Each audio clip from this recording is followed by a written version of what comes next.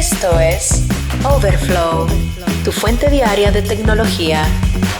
Hola, ¿qué tal? Te doy la bienvenida a Overflow, tu fuente diaria de tecnología. Hoy, sábado 26 de julio del 2025. Soy Jesús Vélez. Es un placer acompañarte todo este rato para desmenuzar el mundo tech que gira más rápido que este. En esta sesión, de hecho, que me parece bastante especial, vamos a enfocarnos un poco en cómo la inteligencia artificial se está metiendo también en temas de educación en ambos sentidos, porque cuando hablamos de cómo una tecnología adquiere presencia en un terreno, cualquiera que sea, finanzas, salud, manufactura, educación, pues es importante analizar los pros y contras, pero también ver un poco hacia dónde apuntan las soluciones. Gran parte del ecosistema educativo hoy es poco permeable a la inclusión tecnológica. Siempre hemos batallado para que una tecnología disruptiva entre al salón de clases. Y ha pasado con las fotocopias, ha pasado con internet, ha pasado incluso con los libros durante siglos. Así que siempre es bueno entender cuáles son los rigores que tenemos que manejar cuando existe una tecnología disruptiva que invade toda la sociedad y que empieza a entrar en todos los campos. Y específicamente en educación, hay varios elementos, hay varios parámetros que estamos observando ahora, como por ejemplo, Australia ha decidido reducir las horas de uso de celulares en colegios, lo mismo que Países Bajos, lo reportamos en Overflow hace un par de semanas, y en Países Bajos ha destacado el hecho que muchos colegios han optimizado sus tiempos y los estudiantes han mejorado sus niveles de concentración y de respuesta cuando no están expuestos a celulares. Y claro, son condiciones muy distintas, no es simplemente quítenle los celulares y ya, sino que existe un área pedagógica que ha diseñado soluciones y alternativas para que los chicos puedan acceder a tecnología sin tantos elementos distractores como los pop-ups de notificaciones. No tiene que ver con que se excluya la tecnología, tiene que ver con el tipo de tecnología que se está incluyendo y cómo se gestiona ella para potenciar el talento de los chicos y evaluar sus procesos en todo momento. Y mucho del miedo nace de los propios docentes también. Y es por eso que decidí convocar a una especialista en temas de educación y que hoy, en este momento en el que está saliendo el episodio, se encuentra en Italia como parte de un evento internacional en donde se está mostrando soluciones educativas basadas en tecnología y específicamente en inteligencia artificial. Carla Gamberini, ella es cofundadora de Más Educación P, que es un programa que busca potenciar el talento de los docentes incluyendo elementos de tecnología, y en este caso la institución desarrolló un chatbot de WhatsApp llamado Amelia, en términos prácticos, que funciona a través de esta plataforma de Meta, educando a los educadores con aclarar procesos, con implementar dinámicas basadas en inteligencia artificial, pero sobre todo curada por educadores. Y esa es un poco la gran diferencia entre modelos de lenguaje abiertos y en este caso que están optimizados específicamente para la pedagogía en diferentes niveles. Y esto apunta a cerrar brechas digitales que la propia tecnología crea, ¿no? Hoy, cuando hablamos de inteligencia artificial y cómo entra en los salones de clase, pues básicamente el docente es quien debería guiar el debate. Y es por eso que si un docente no está presente en el debate, los estudiantes pueden pasar por encima en estas condiciones. Y la necesidad de poner a Amelia como un bot dentro de WhatsApp implica acceso inmediato. Incluso entendiendo la penetración de smartphones en el país, que es bastante alta, pues es un elemento que puede ayudar en el salón de clases, manejado y administrado por el docente, a incluir dinámicas mucho más cercanas al estudiante, a su nivel de aprendizaje, a su capacidad de desarrollo, a su posibilidad de gestión. Así que vamos a conversar con Carla Gamberini y a entender un poco hacia dónde apunta Amelia. Overflow, tu fuente diaria de tecnología. Ok, Carla. Bueno, primero, gracias por el tiempo. Para los que están viendo esto, Carla Gamberini está conectada desde Italia, justamente porque está participando en un evento internacional presentando a Amelia. Y la primera pregunta que nos invade es cómo podemos capacitar la labor docente a través de un bot de inteligencia artificial que se ejecute en WhatsApp. ¿Cómo nació esta idea? Gracias, Jesús, por el espacio. Soy feliz de compartir mis experiencias. Efectivamente, estoy en Palermo, Italia, en la Conferencia Internacional de Inteligencia Artificial en Educación, donde Amelia es la única experiencia peruana que se está presentando y, de hecho, una de las pocas latinoamericanas. ¿Y por qué? Porque lo que desarrollamos es un chatbot, que es un asistente de enseñanza basada en inteligencia artificial, especialmente dirigida para los docentes de zonas más vulnerables y con muy poca conectividad, porque funciona por WhatsApp. Entonces, es tan fácil de usar como que no tienes que capacitar a los docentes, porque es como si abrieras una conversación con tus amigos. Entonces, básicamente, abres una conversación con Amelia, agregas un número telefónico Y Amelia te dice, hola, ¿qué tal? Soy tu asistente de enseñanza y te pregunto un par de cosas como qué grado enseñas, qué es lo que quieres enseñar a tus estudiantes, y con eso te da una sesión de aprendizaje. Ahora, ¿por qué es única? Primero, porque tiene el enfoque STEM, es decir, el enfoque de pensamiento científico lo transversaliza a todas las áreas. Así tú enseñes educación Mm. física o religión, Amelia te da juegos que promuevan el pensamiento científico para tu área. Y lo segundo que la hace única es que integra historias de mujeres en STEM. Entonces, básicamente, como no es mucha visibilidad de mujer en STEM, cuando hablo con docentes me dicen que solo conocen a Marie Curie, en realidad necesitamos dar visibilidad a mujeres reales, jóvenes, que inspiren a más niñas y niños y que rompan estereotipos. Y eso te da Amelia. Y eso es lo que estamos presentando aquí en Italia. Y, a ver, para ir digiriendo de a poquitos el tema, ¿cómo ves tú el panorama actual ahora que estás en un evento internacional? Me imagino que las propuestas de valor apuntan justamente a estas condiciones particulares, específicas. ¿Cómo es el ecosistema de soluciones cuando hablamos, por ejemplo, Amelia, en comparación a lo que se hace en Europa o no sé cuántos continentes estén representados en este evento, pero todos, digamos que se basan en esta condición de buscar solucionar estas brechas que justamente la tecnología genera?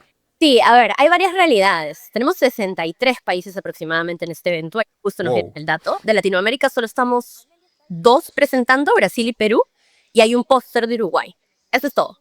En realidad, ahora, Ok, ¿qué realidades ves aquí? Ves, por ejemplo, docentes de Estados Unidos con mucha más competencia digital y con conectividad en sus escuelas, donde hoy el gran debate de la inteligencia artificial ya no es tanto si corre o no corre en mi escuela porque hay conectividad, sino el debate es qué tan responsable es el uso, qué tanto me permite, por ejemplo, o qué tanto invade mis datos o no, y qué tanta exacto. confianza le pueden tener los docentes. Por ahí va el debate, por ejemplo, más en Estados Unidos, se presentó, por ejemplo, Khan Academy con su propuesta de solución en inteligencia artificial.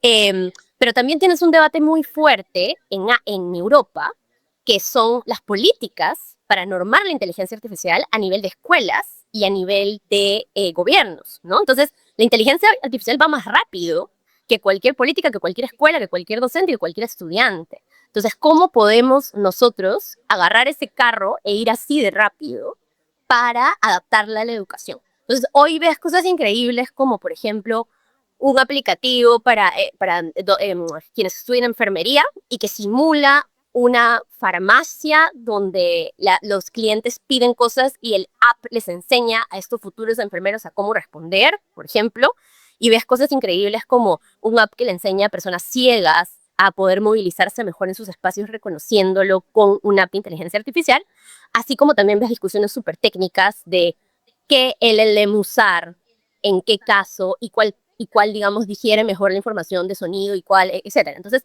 tienes este nivel de Claro. discusión, yo creo. Para el caso de Latinoamérica, la discusión está un poquito antes, en el sentido de que tenemos docentes sin tanta competencia digital, entonces que no están listos para absorber pues un programa de repente tan complejo como Khan Academy, inteligencia artificial, pero que sí necesitan no quedarse atrás.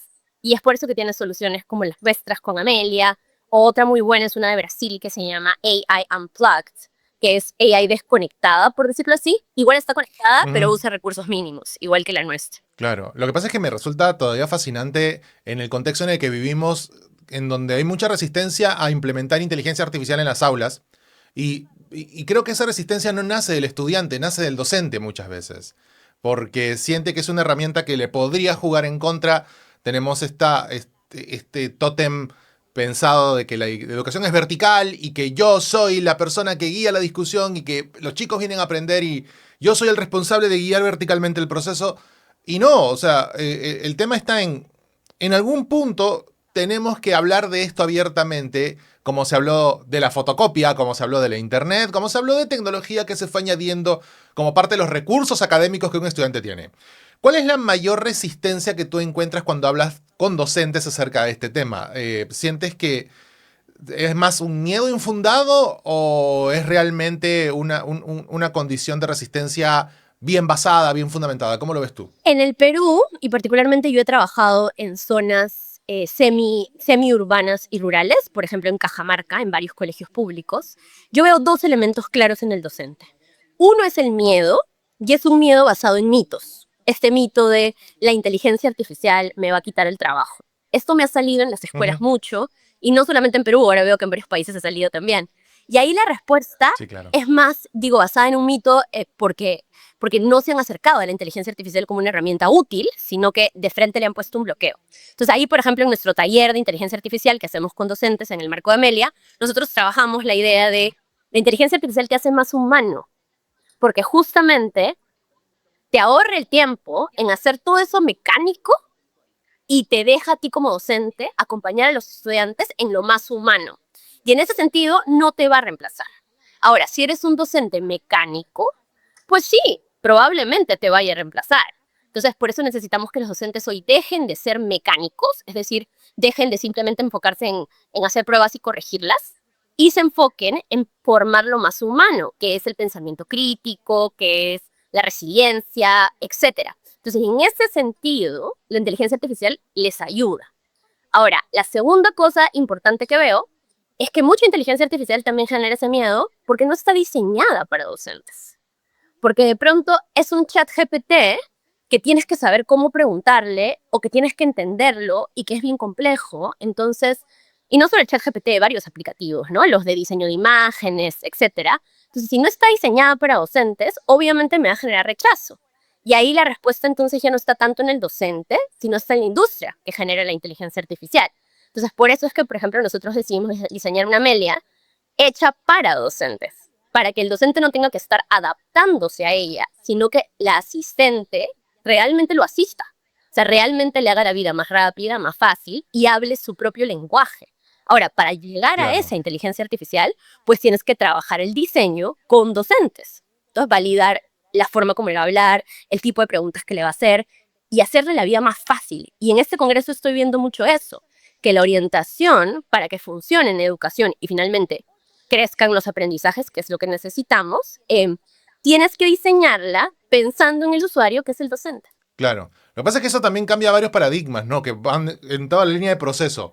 En el tema de cómo enseñamos, en el tema de cómo recibimos el feedback y en el tema de cómo proponemos un entregable. Porque es muy fácil hoy que un chico pueda hacer un entregable utilizando inteligencia artificial y que evalúa el docente cuando el trabajo ha sido hecho en casa y ha sido hecho con una IA que ha borrado sus rastros de IA en el texto final y ha humanizado el texto.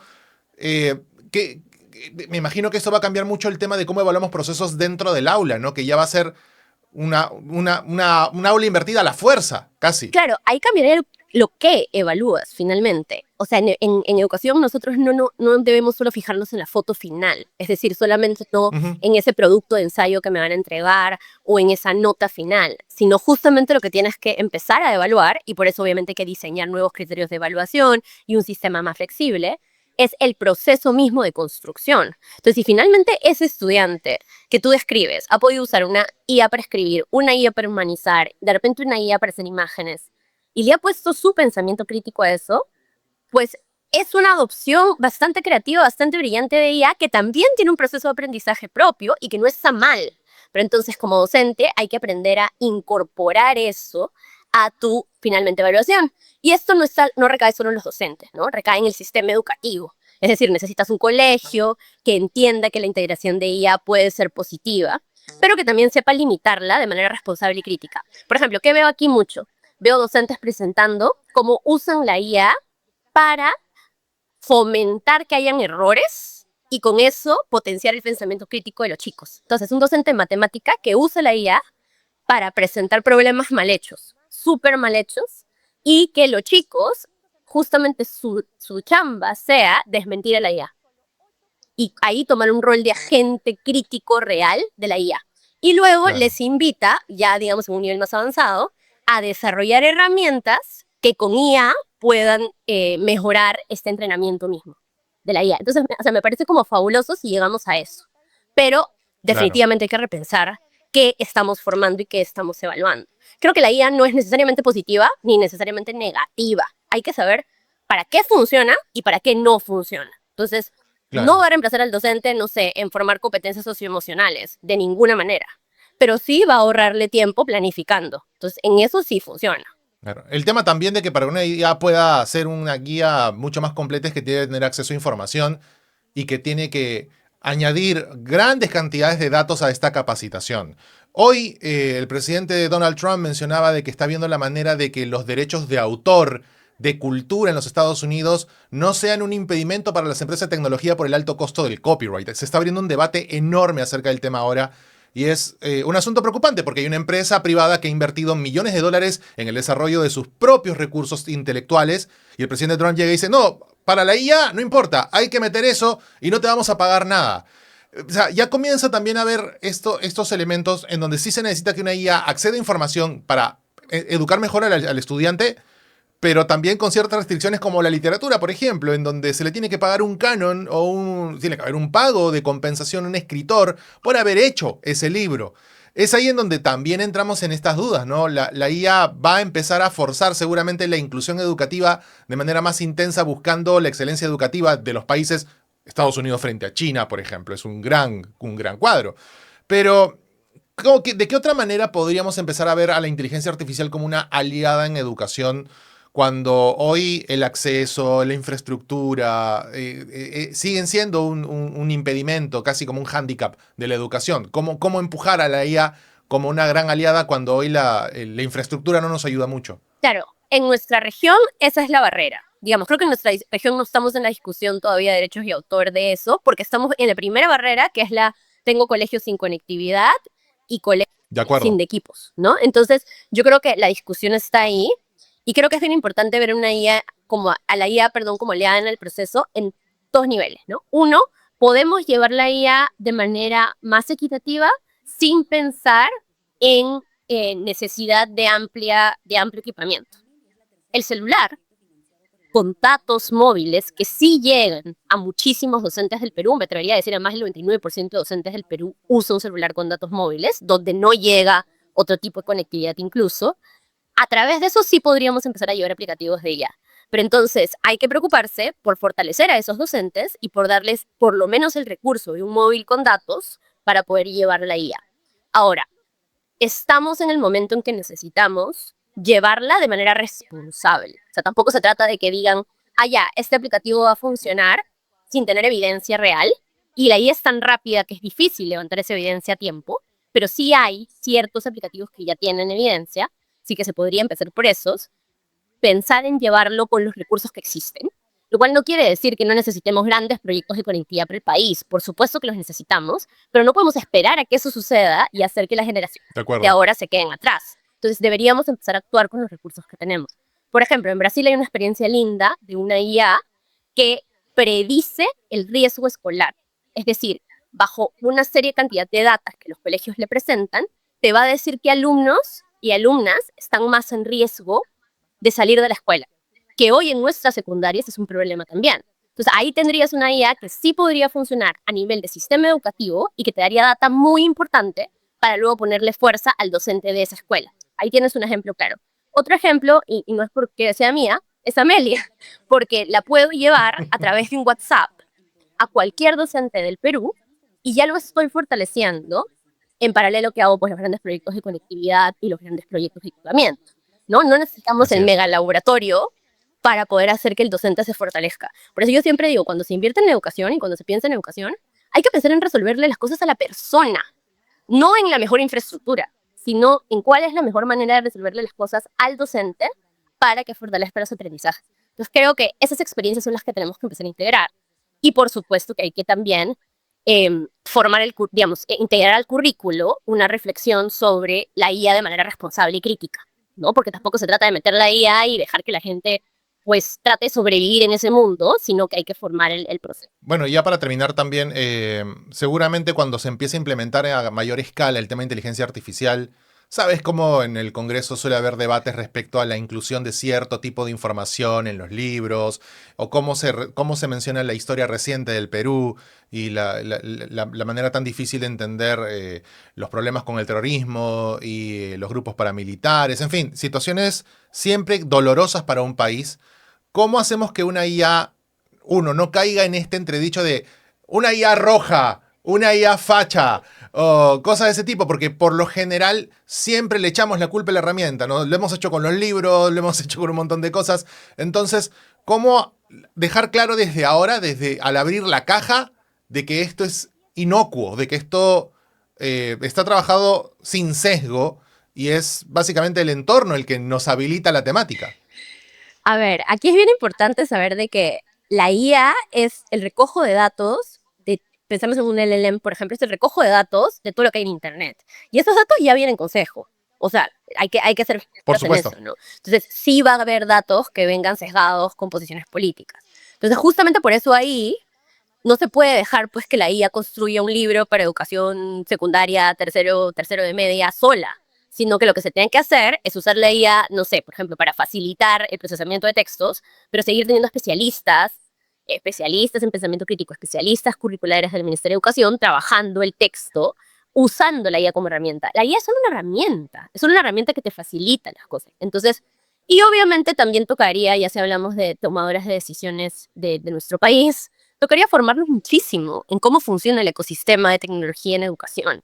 Porque hoy, por ejemplo, están diciendo cosas, y creo que ha salido ya la norma, que van a prohibir los celulares en los colegios.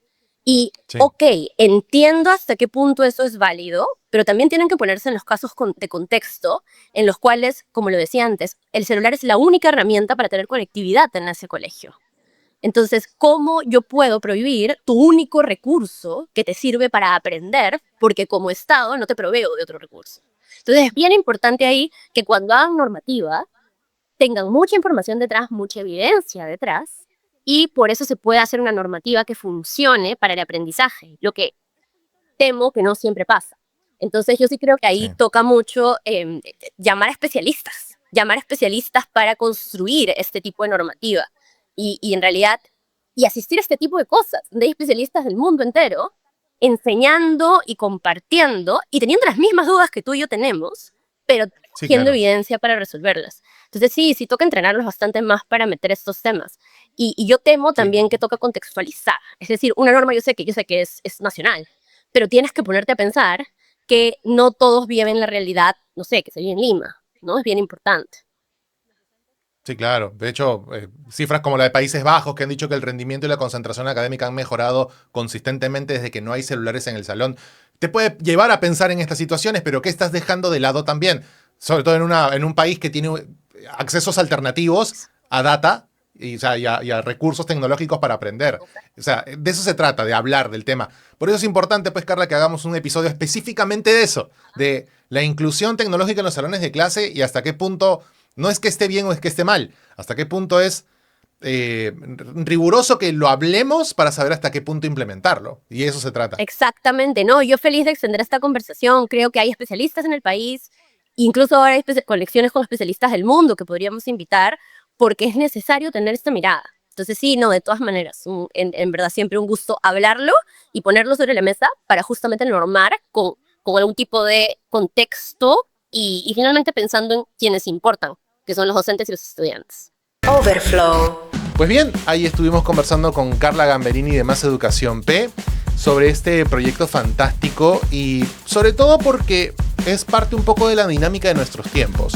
Justo la última semana, este miércoles 23, estuve con Bruno Ortiz Viso en la Feria Internacional del Libro como parte de una ponencia sobre inteligencia artificial, un debate, una conversación abierta sobre este tema.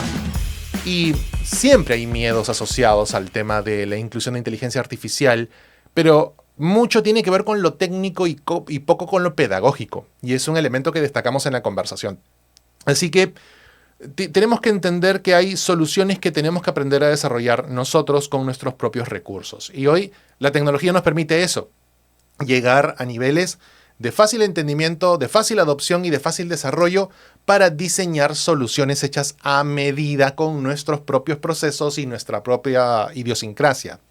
Entonces, cuando vemos estos objetivos bien planeados, vemos productos como Amelia, que apunta específicamente a una necesidad objetiva, a capacitar a los docentes y auxiliarlos, a asistirlos. Por eso es un asistente. No es un tema de imponer un modelo educativo o de sesgar información. No, tiene que ver con el manejo docente para el uso de esta herramienta. Así como tú abres un libro en una página de manera aleatoria y no tocas el resto del libro, ese es un sesgo, por ejemplo. La IA también puede ser igual, por eso hay que aprender a utilizarla. La IA por default está criada bajo sesgos, pero esos sesgos también pueden ser o fácilmente reparables o directamente entendibles en función de la idiosincrasia que estamos defendiendo. Entonces, me parece que son modelos que tenemos que empezar a observar, sobre todo si queremos ayudar a que los chicos puedan encontrar un engranaje sano y natural, orgánico, en el mundo laboral que les espera, porque sería muy injusto que rezaguemos su adopción de tecnología e inteligencia artificial cuando hoy gran porcentaje de los profesionales ya está utilizando esta herramienta. Pues bien, me encuentro contigo el lunes para seguir resumiendo detalles del mundo virtual que gira más rápido que este aquí en Overflow, tu fuente diaria de tecnología. Recuerda, si quieres apoyar este podcast y los contenidos de básicamente mis proyectos, tienes un café al mes, un modelo de suscripción en mi canal de YouTube que básicamente con un monto voluntario me permite cubrir costos operativos en hardware y software para poder seguir haciendo contenido. De hecho, la entrevista fue grabada en Italia con Riverside, que es un software pagado y justamente está pagado con el aporte de cada uno de los miembros de un café al mes. Lo valoro muchísimo y es por eso que soy capaz de hacer este tipo de entrevistas pagando al mes una herramienta que me permite hacer esto con la mayor calidad posible. Así que gracias por eso y me encuentro contigo nuevamente el lunes aquí en Overflow, tu fuente diaria de tecnología. Buen fin de semana y felices fiestas patrias. Gracias por escuchar Overflow, tu fuente diaria de tecnología. Recuerda seguir a Jesús Vélez en sus cuentas de redes sociales como @gbdel y suscríbete en tu plataforma de streaming favorita para no perderte detalles del mundo virtual que gira más rápido que este.